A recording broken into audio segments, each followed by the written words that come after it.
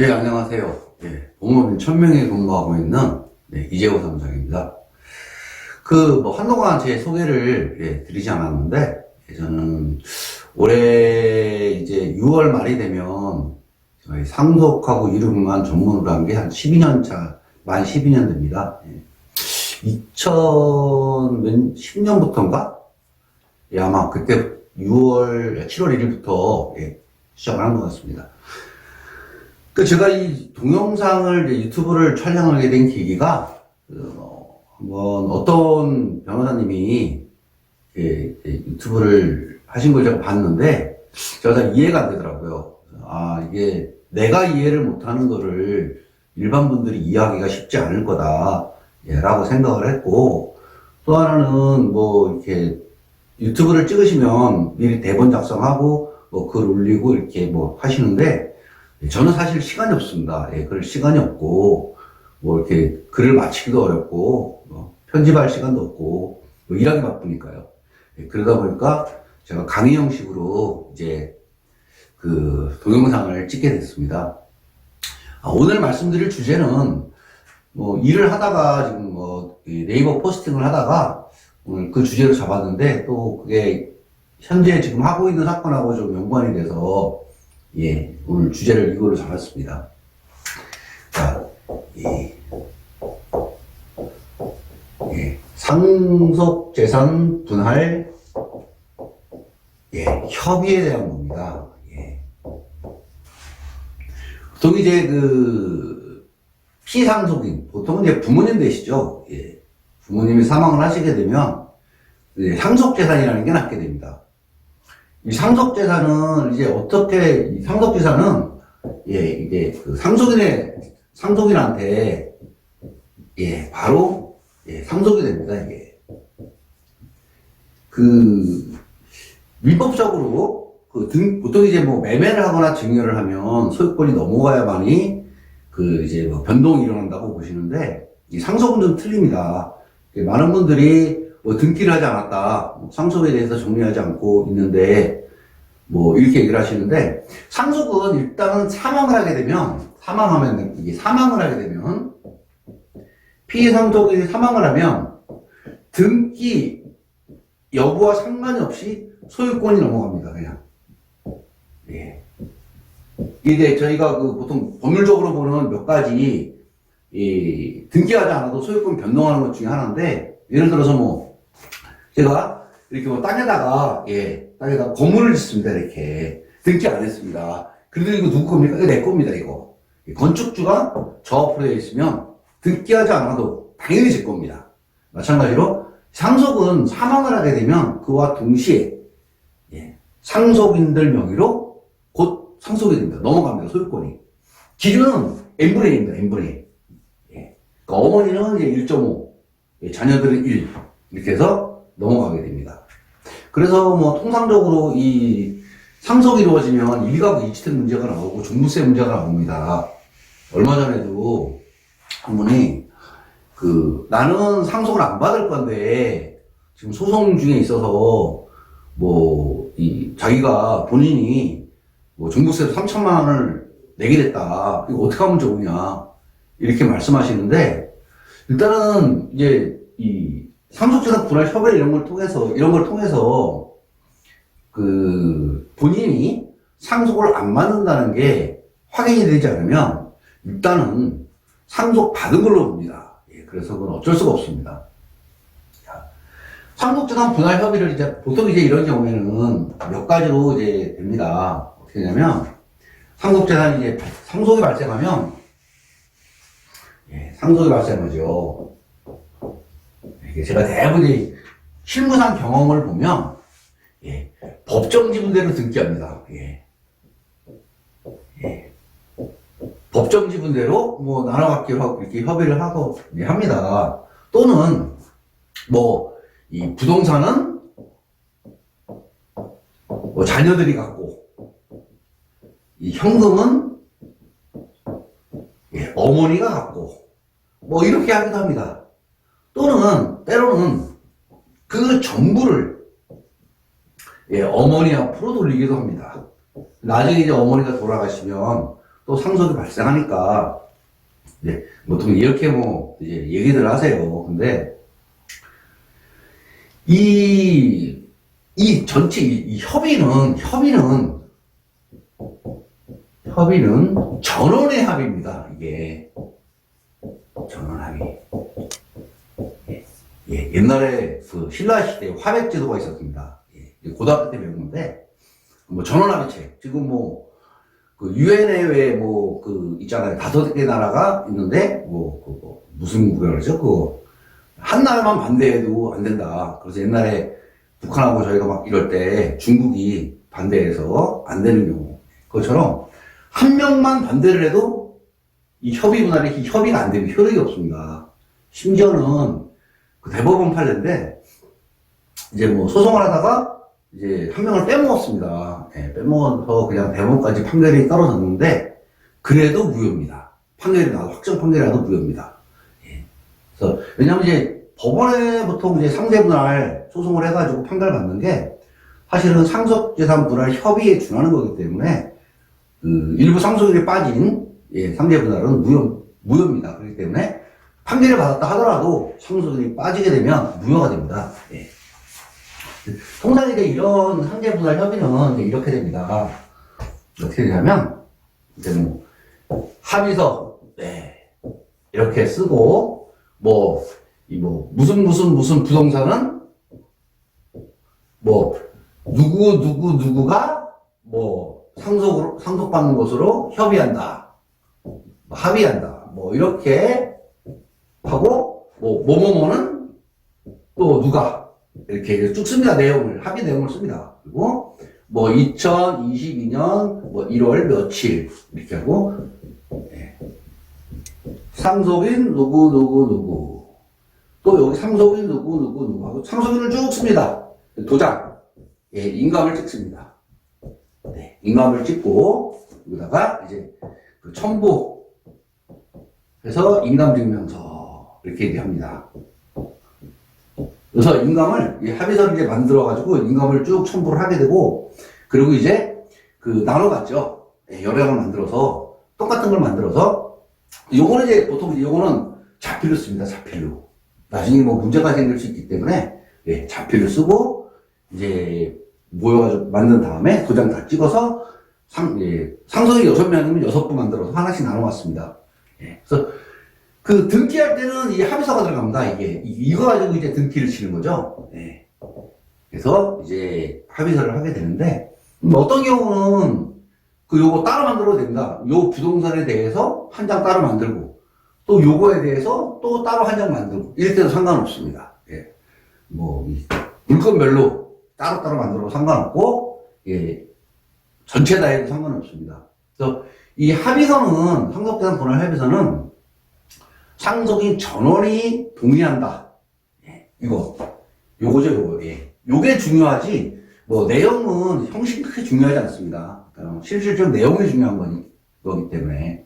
예. 다만 이제, 요 부동산 쓸 때 등기를 해야 되니까, 요거는 구체적으로 써야 되죠. 예를 들어서 아버님이 거주하는 집, 아니 면목동 집은 이렇게 하면 안 됩니다. 면목동 몇 번지, 토지 및 위 지상 건물, 이렇게 해서 토지와 건물까지 딱 표시를 해야 됩니다. 예, 그래야만이 되죠. 다만 이제 요 밑에 이제 현금이 있는 경우는 신한은행의 예금 이렇게 상관없습니다. 예금 정보 이렇게 등기하는 게 아니기 때문에. 예. 자, 이제 통상 이제 이런 식으로 해서 이제 상대분할 협의가 이루어집니다. 예. 그래서 이렇게 되면 이제 대부분 이렇게 협의분할 합니다. 예. 압도적으로 많습니다. 이렇게 하는 게. 예. 그런데 일부 이제 문제되는 게 협의를 안 하는 경우입니다. 아버지가 있고 이렇게 이제 어머니가 있습니다. 통상적으로 보면 이렇게 이제 상속인이 일남 있고 이남 있고 일녀가 있는데 다 동의합니다. 이렇게 다 동의하는데 여기서 도장을 안 찍습니다. 이렇게 이러면 이제 협의분할이 안 됩니다. 이게 협의가 근데 통상적으로 보면, 이제, 어떤 식이냐면, 제가 협의 안 되는 가장 큰 이유를 보면, 이렇게 이제 한 편을 먹습니다. 예. 어머니는 이제 장난말을 많이 들어줍니다. 예. 이 일녀가 거의 증여를 못 받습니다. 생전에. 예. 증여가 거의 없었어요. 이런 상태에서, 이제, 여기서 욕심을 냅니다. 이제, 많은 상당 부분에, 상속분을 주장을 하게 됩니다. 예. 상속분을 주장을 하게 되고, 그렇게 되면 여기서 이제 뭐 두 가지 갈리겠죠. 오케이, 그래. 뭐, 오빠들은 또는 뭐, 일남은 모셔야 되니까 제사도 모시고, 또 어머니가 얘기합니다. 오빠한테 양보해라. 오케이. 그래서 도장 찍으면, 이게 합의가 되는 겁니다. 예. 근데 만약에 노 합니다. 그렇게 못한다. 이러면, 이제 소송으로 갑니다. 이게 어쩔 수 없습니다. 물론 소송을 갈 수도 있고, 그냥 놔둘 수도 있어요. 근데 언젠가는 이렇게 해야 되기 때문에 소송을 가게 됩니다. 그래서 통상적으로 이 협의분할은, 예, 협의분할. 예. 협의분할은 반드시 전원 동의를 하셔야 됩니다. 예. 전원 동의를 하셔야 되는데, 여기에 주의할 점이 있습니다. 지금도 그런 소송을 하고 있고, 저희가 실질적으로 소송을 했었기도 했고, 근데, 어떤 경우가 있냐면, 이 상태가 있습니다, 이렇게. 이 상태가 있는데, 일남이 얘기합니다. 이렇게 도장과 인감증명을 달라고 합니다. 그러면, n분의 1로 하겠다. 이렇게. 어머니 빼고. 또는, 주택은 어머니로 가고, 상가는, 네, 일남이 가져오고, 그리고, 예금은 이남이 가져가고, 오피스텔은 일녀가 가져가라. 이렇게, 이제 협의서를 만들겠다. 네, 협의서. 이렇게 해서 등기를 하겠다. 그러니까 도장하고 인감증명하고 보내라. 이렇게 얘기를 합니다. 대부분은 제가 한정승인하고 상속포기 같은 걸 해보면 제가 인감을 찍게 됩니다. 반드시 그거는. 위임장에 인감을 찍게 되는데 가족 중에 한 분이 그거 다 들고 옵니다. 인감증명하고 도장을 싹 다 들고 옵니다. 우리나라 사람들은 제가 그런 얘기를 합니다. 우스갯소리로. 야, 우리나라 사람들은 정말 혈족에 대한 신뢰가 대단하다고. 왜 그러냐면, 도장하고, 인감도장하고 인감증명을 줍니다. 근데 그 사람이 그거를 다른 용도로 사용할 수도 있어요. 예. 다른 용도로 사용했을 때 그걸 막을 방법이 없습니다. 왜냐면 법률적으로 표현들이라는 게 있기 때문에 제3자가 도장하고 인감증명을 받은 사람이 가짜로 위임장을 만들어가지고 행사를 했을 때, 반대편에 상대방은 그걸 믿거든요. 예. 믿기 때문에, 그거를 나중에 번복할 수가 없습니다. 우리나라 사람들은, 이 혈족에 대해서는 쉽게 믿습니다. 예. 그래서 대부분 이렇게 하면 이제 인감을 줍니다, 이걸 줘요. 줬는데, 나중에 보니까 이게 이렇게 안 돼 있는 거죠. 어떻게 되냐면, 이렇게가 일남한테 갑니다, 이게. 요것만 이남으로 갑니다, 원래대로만. 그러니까, 일남이 도장을 싹 다 받아가지고는 이남 것만 약속을 지킵니다, 이렇게. 그리고 나머지는 전부 다 자기 앞으로 합니다. 나중에 일녀가 그러죠. 무슨 얘기냐? 이게 말이 되냐? 난 이런 의도로 준 게 아니다라고 얘기합니다. 근데, 일남이 그러죠. 내가 얘기했잖아. 이제 와서 왜 딴소리야. 아니, 어머니도 나하고 해라 그랬고, 처음부터 내가 이거를 다 내 앞으로 한다고 했잖아. 라고 얘기를 합니다. 미치고 환장합니다, 여기. 예. 근데, 증거가 없습니다. 증거가 없고, 남아있는 거는 협의서. 네, 협의서. 이 상태로 돼 있는. 주택과 상가, 오피스텔이 전부 일람으로 가기로 돼 있는 협의서만 남아 있습니다. 이 협의서가 처분문서입니다. 이게 처분문서입니다. 뭐냐면 이 도장이 찍혀 있으면 실질적으로 이 뭐라 그래 진정성질에 따르죠. 그러니까 이 인려가 그것에 대한 권한을 위임한 걸로 봅니다. 그래서 이거를 뒤집기는 상당히 어렵습니다. 어떻게 증명할 겁니까? 증명이 안 됩니다, 이게. 그러면 아무리 인려가 뭐 그게 아니었다, 오피스텔 놔주기로 했다고 얘기하더라도 나중에는 이게 변심밖에 안 됩니다. 변심. 재판부는 이렇게 봅니다. 아, 원래는 일람으로 다 주기로 했었는데 네가 해주고 나니까 아까워서 지금 무효라고 주장하는 거 아니냐, 이렇게 생각합니다. 변심이죠. 인정 안 합니다. 한 번 협의가 끝나면 그걸 끝나는 겁니다, 대부분. 특히 법원은 이 문서에 상당한 신뢰성을 줍니다. 왜냐면 뭐 아니라고 얘기하지만, 인려가 아니라고 얘기하지만 그건 인려의 말일 뿐이거든요. 그래서 뭐 실질적으로 이 부분에 한번 저희 사례가 이게 어머니를 주기로 했는데 이거를 자기가 가져갔다는 걸 인정한 사례가 있습니다. 이걸 인정했어요. 자인했습니다. 명백하게. 그리고 도장도 일람이 내가 찍었다라고 인정을 했습니다. 얘가 이 인려가 찍은 게 아니고. 그럼에도 불구하고 이 전체 무효 주장에 대해서 기각을 했어요. 기각 선고했습니다.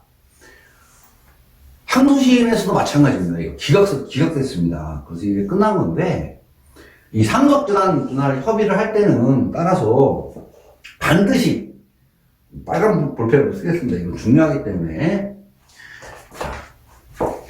이 많은 분, 왜 그러냐면, 제가 이 실무에서 전화를 너무 많이 받기 때문에 그렇습니다.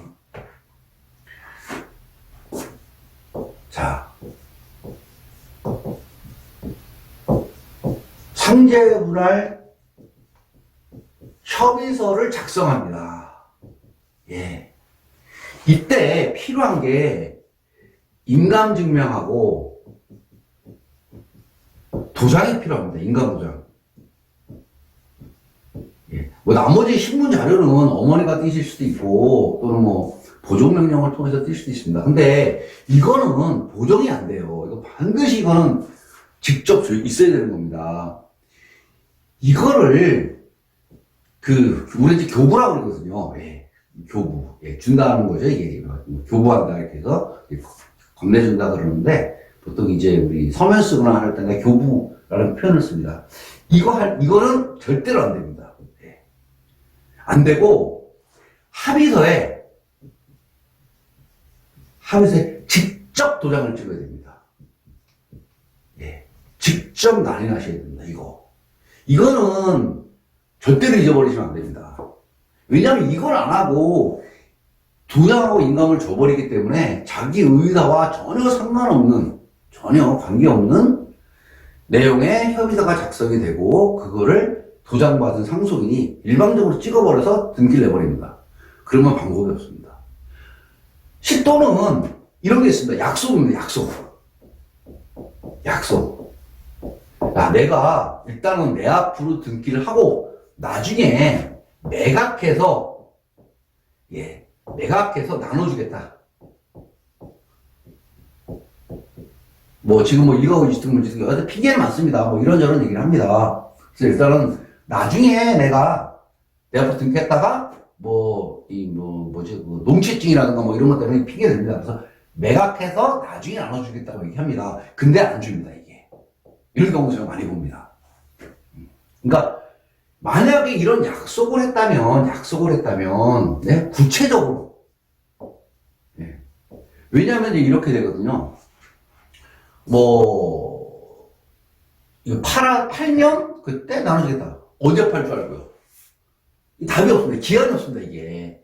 실제로 저희가 그 소송을 저희가 이제 피고된 경우가 있었는데, 그때도 저희가 그랬습니다. 아니, 팔면 준다고 그랬잖아. 기다려. 아직 이행의 시기가, 나눠준다는 이행의 시기가 도래하지 않았다. 왜? 매각을 해야 되는데 매각의 시기가 없다는 거죠. 이거는. 불확정 매각, 미확정. 그래서 이 매각해서 나눠준다는 거는 그렇게 하면 안 되고 구체적으로 작성을 해야 된다. 언제까지, 얼마를, 이렇게. 어떤 비율로. 그리고 이거는 반드시 문서로 남겨야 됩니다. 문서로 남겨야 됩니다. 녹음, 약속, 마피 없습니다. 반드시 문서로 남겨야 됩니다. 그래야 나중에 억울한 일을 안 당하게 됩니다. 그리고 실제로 제가 이제 저도 부모의 입장이지만 자녀들이 상속 문제 갖고 싸우는 건 결정적으로 부모가 잘못한 겁니다.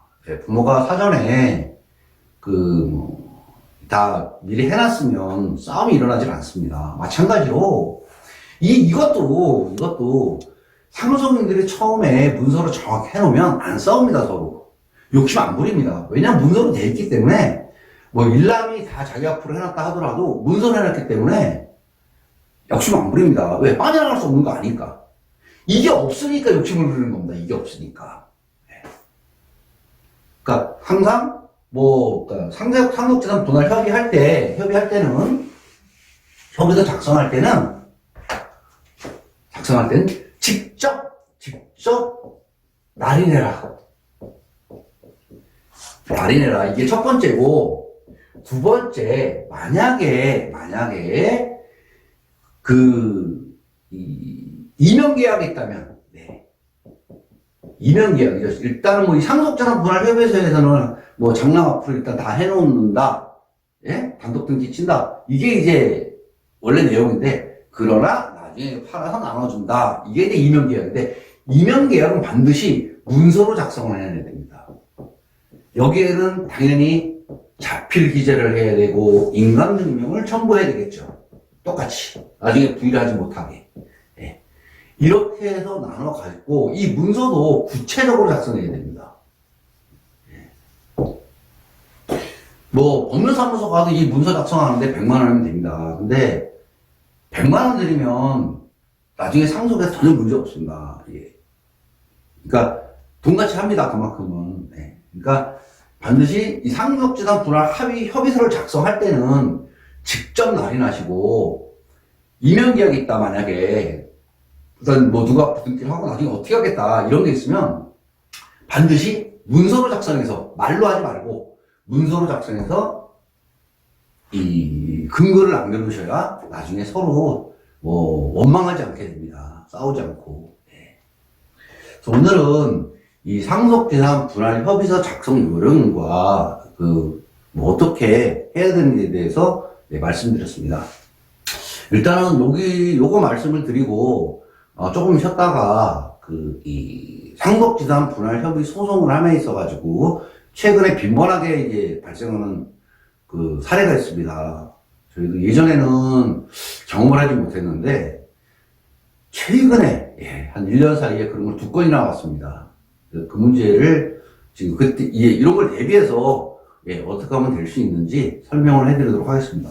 그러면 쉬었다가 조금 이따 뵙겠습니다. 네.